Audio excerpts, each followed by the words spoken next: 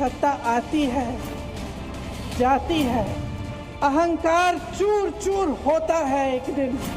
यही नमस्कार दोस्तों, जैसा कि अभी हाल फिलहाल में लोकसभा के चुनावी नतीजे आम जनता के सामने आए, बहुत से दिग्गज नेताओं को इस चुनाव में हार का सामना करना पड़ा। तो अमेठी रायबरेली में कांग्रेस की जीत हो चुकी है। अमेठी के शर्मा ने स्मृति ईरानी को हरा दिया है। संजीव बालियान की हार की खबर आ रही है, बड़ी खबर है। मुजफ्फरनगर संजीव बालियान केंद्रीय मंत्री, हार की खबर है। लखीमपुर खीरी में अजय मिश्रा टेनी चुनाव हार गए हैं, तो कई केंद्रीय मंत्री, केंद्रीय राज्य मंत्री के इस चुनाव में हार हुई है।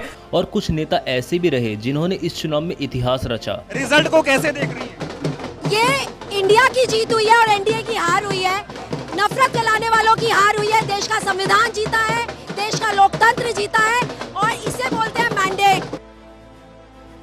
वो चाहे नगीना लोकसभा सीट से चंद्रशेखर आजाद हों या कैराना लोकसभा सीट से इकरा चौधरी हों, लेकिन इसी चुनाव में एक ऐसी लोकसभा सीट भी थी जिसे भारतीय जनता पार्टी की रिजर्व सीट बताया जा रहा था। बताइए किसका विजय तिलक होना चाहिए? जाहिर सी बात है योगी और मोदी जी का। केवल राम मंदिर मुद्दा है या फिर आप बनारस चले जाइए, अयोध्या तो है, ये बनारस है, अयोध्या है। जी हाँ दोस्तों, मैं बात कर रहा हूँ उत्तर प्रदेश की फैजाबाद या अयोध्या लोकसभा सीट की।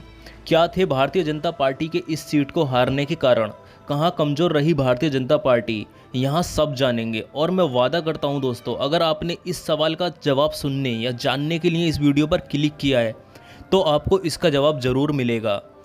हेलो दोस्तों, मेरा नाम है सोनू। तो चलिए शुरू करते हैं आज का अपना यह वीडियो, जिसका टाइटल है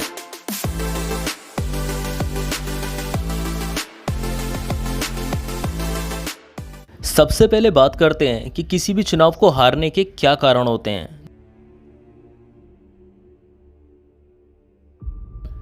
दोस्तों, कभी कभी स्थानीय समस्याएं जैसे कि विकास कार्य, बुनियादी सुविधाओं की कमी या प्रशासन नीतियों का असर चुनावी परिणामों पर 100% असर डालता है। लेकिन दोस्तों, बीजेपी का आपने इस लोकसभा क्षेत्र में सिर्फ एक पहलू देखा है। सदियों की प्रतीक्षा के बाद हमारे राम आ गए। जैसे राम मंदिर बनवाया, प्राण प्रतिष्ठा की और भी बहुत कुछ। लेकिन इस सीट के मुख्य कारण बीजेपी की हार का बना है, वो है विकास। जी हाँ दोस्तों, विकास के नाम पर जो गरीबों के साथ यहाँ नंगा नाच हुआ है वो पब्लिक से छुपाया गया है और इस सब में महत्वपूर्ण भूमिका निभाई है भारतीय मीडिया ने। यहाँ विकास के नाम पर और राम के नाम पर गरीबों के घर तोड़कर उन्हें बेघर किया गया। गरीब आदमी किसके कहने जाए? हमारा कोई सुनने वाले नहीं, चाहे डीआईजी हो या प्रधानमंत्री हो या राष्ट्रपति हो। बाबा का बुलडोजर ऐसा चला कि विधानसभा चुनाव में सभी साफ हो गए, लेकिन यही बुलडोजर अब अयोध्या में ऐसा चला है कि बीजेपी के लिए मुश्किलें खड़ी हो गई हैं। इसके चलते ना जाने कितने लोग सड़क पर आए और प्रदर्शन हुए। प्रशासन भी इस सब को देखते हुए भी चुप रहा।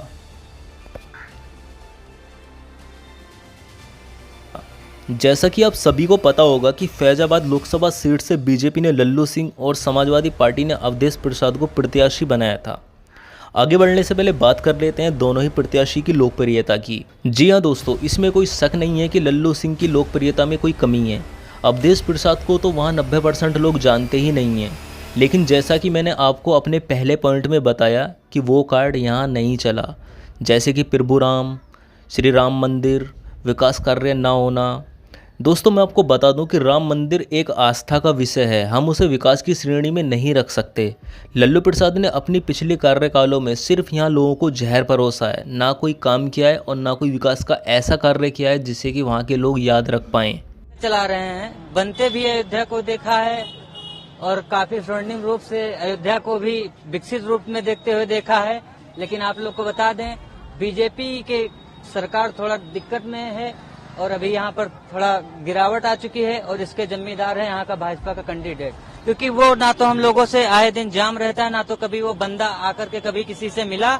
और यही नहीं, जितना भी कुछ होता है आए दिन मंत्री मिनिस्टर आते रहते हैं, ना तो उनको किसी से मिलना जुलना रहता, अपना आते हैं अपना रैली फाटा करके चले जाएंगे, लेकिन गरीब जनता से कोई मतलब नहीं। यही नहीं, हम लोगों के लिए एक रास्ता आए दिन बंद रहता है, इसका जवाब हम लोगों ने दे दिया है। जो जिम्मेदार है मोदी जी नहीं, योगी जी, सरासर लल्लू सिंह जिम्मेदार है।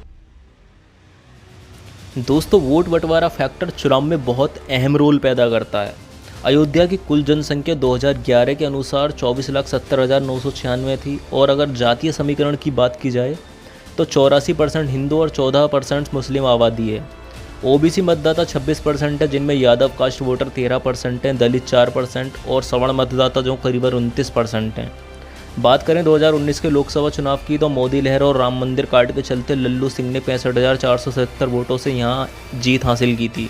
कि लोकसभा चुनाव में नरेंद्र मोदी ने की है शानदार, जानदार, धमाकेदार वापसी। ऐसी वापसी जो दशकों तक याद की जाएगी और हर लिहाज से न सिर्फ बीजेपी बल्कि एनडीए के लिए ये जीत बेहद महत्वपूर्ण, क्योंकि बीजेपी की अब तक की है सबसे बड़ी जीत। एनडीए को 352 और बीजेपी को अकेले अपने दम पर 303 सीटें मिल गई है। कांग्रेस जबकि सपा को यहां 43% वोट ही मिला था, लेकिन इस बार मोदी लहर और श्री राम का नाम वोटर्स को लुभा नहीं पाया। आपका सम्मान और अयोध्या का सम्मान हम नहीं बचा पाए, हमारे अंदर कोई कमी नहीं। दोस्तों, वोटर्स का मूड एक बहुत महत्वपूर्ण फैक्टर है। जहां इंडिया गठबंधन मुद्दों और विकास की बातें कर रहा था, युवाओं के लिए भर्ती भरोसा, पहली नौकरी पक्की, पेपर लीक से मुक्ति, गिग वर्कर्स के लिए सोशल सिक्योरिटी और युवा रोशनी, हिंदुस्तान के युवाओं के लिए, आदिवासी युवाओं के लिए, पिछड़े वर्ग, दलित, गरीब, जनरल कास्ट के युवाओं के लिए कांग्रेस पार्टी क्या कर। लेकिन बीजेपी मुद्दों और सवालों से भाग रही थी। वो सिर्फ मोदी के नाम पर, श्री राम के नाम पर और राम मंदिर के नाम पर ही वोट मांग रही थी।